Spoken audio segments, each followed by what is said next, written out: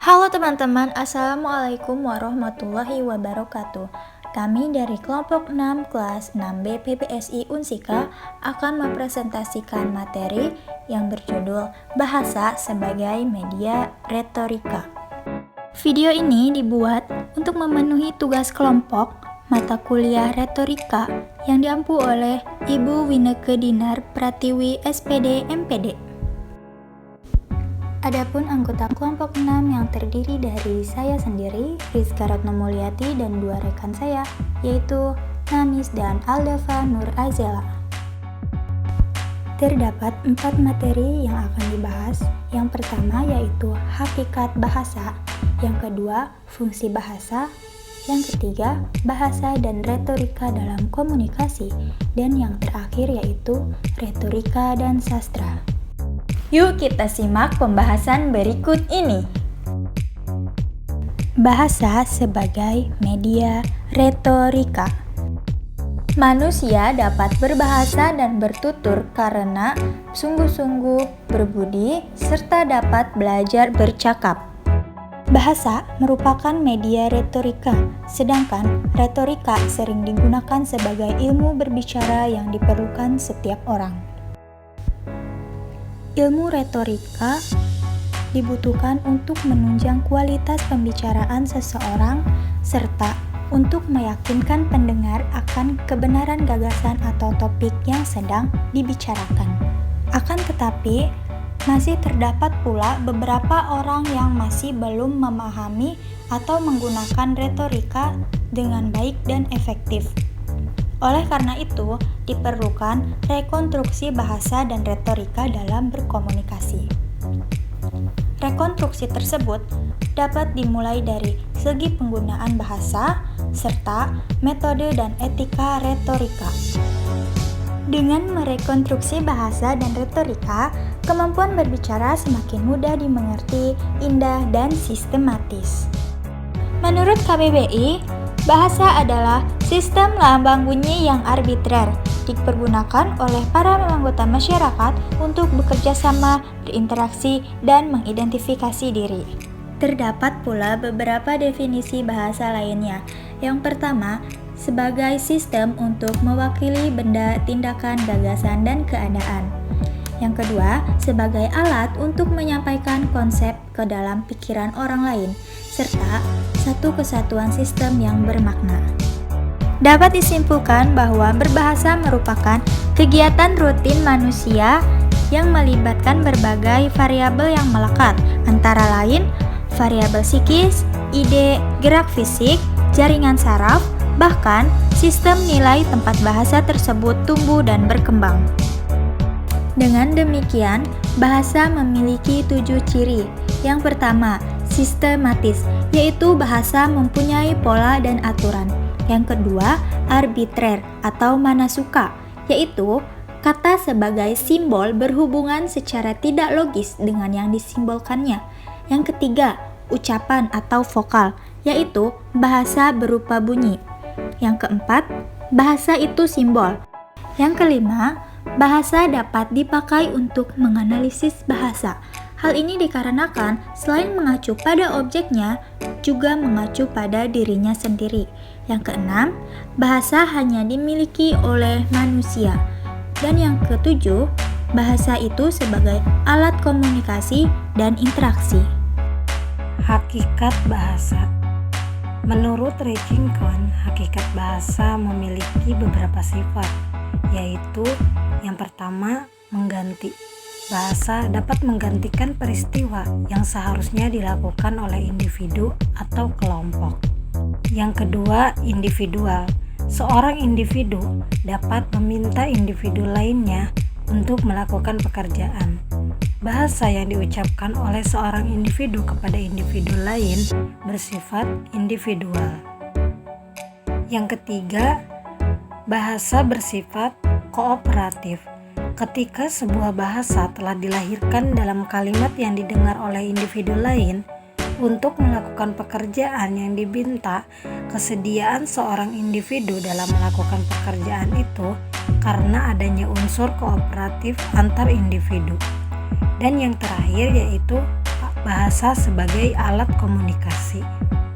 Bahasa juga tidak dapat terlepas dari yang namanya aktivitas sosial. Halliday dalam Santoso mengemukakan 3 metafungsi bahasa yang berkaitan dengan penggunaan bahasa di dalam proses sosial pada suatu masyarakat. Yang pertama yaitu ideasional. Ideasional yang termasuk di dalam fungsi ini adalah fungsi eksperiensial dan logikal. Eksperiensial merupakan penggunaan bahasa untuk merefleksikan realitas pengalaman pembicaranya. Yang kedua yaitu interpersonal, yang menggambarkan hubungan sosial antar partisipan.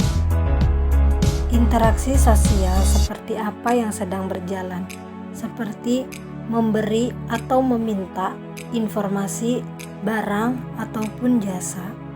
Dan yang terakhir yaitu tekstual, yang tergambar melalui makna simbol yang merealisasikan kedua makna sebelumnya, yaitu makna ideasional dan interpersonal. Selanjutnya yaitu fungsi bahasa. Fungsi bahasa dapat dikelompokkan dalam ekspresif, fonatif, dan juga representasional.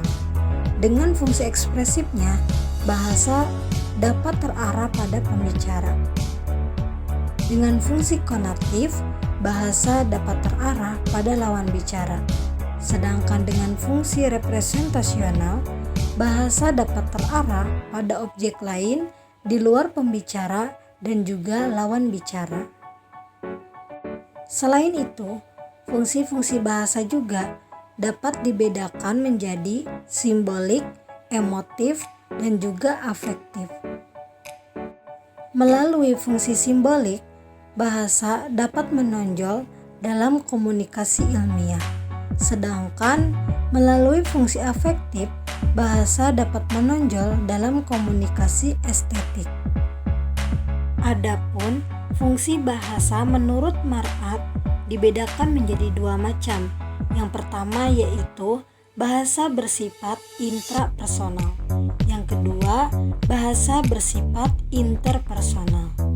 Bahasa yang bersifat intrapersonal yaitu penggunaan bahasa untuk memecahkan persoalan, mengambil keputusan, berpikir, mengingat, dan sebagainya.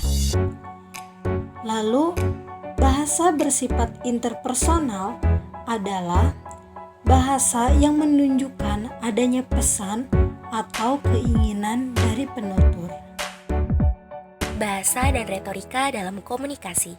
Berbicara dan berbahasa merupakan perbuatan menggunakan bunyi-bunyi bahasa yang merepresentasikan melalui penerjemahan sistem simbol yang bermakna. Hal ini menunjukkan bahwa bahasa digunakan dalam percakapan karena bahasa merupakan kombinasi kata yang diatur secara sistematis sebagai alat berkomunikasi.